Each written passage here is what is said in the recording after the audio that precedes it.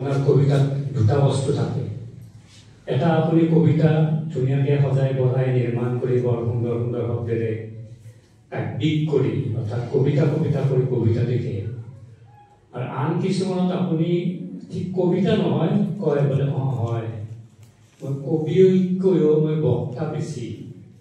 কিন্তু তেওঁ যিহেতু কালি সেইখিনি কথা ক'লে, মই বনজিৎ তালুকদাৰৰ দৰে কবিতাৰ সলনি মই বেলেগ কবিতাহে লৈ আহিলোঁ।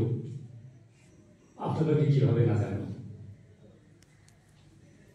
কেইটামান স্তবক।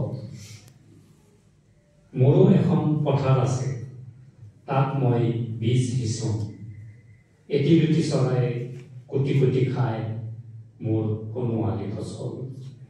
স্তবক বুলি অনাকাংক্ষিত মৃত্যুত তাইৰ থৰ লাগি চাই আহি কোটৰগত চকুৰে মই যে আছিলোঁ প্ৰেমিক প্ৰতি তোমাৰ শুকান দেহৰ।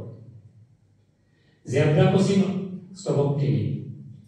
জেব্ৰা ক্ৰচিঙত ৰৈ বাট চাইছোঁ আৰক্ষীৰ নিৰ্দেশনাৰ বাবে যান জঁট অতিক্ৰমী সিটো পাৰ হ'বলৈ। এশটা তেজৰ চকুলো এটা সৰু কবিতা। কবিতা লিখিবলৈতো এতিয়া আৰু চিয়াহী নালাগে। হৃদয়তে সাঁচি খাওঁ অনুভৱ মোৰ। ভয় হয় জানোচা কলিজা ফালি ওলাই আহে এশটা তেজৰ চকুলো। ধন্যবাদ।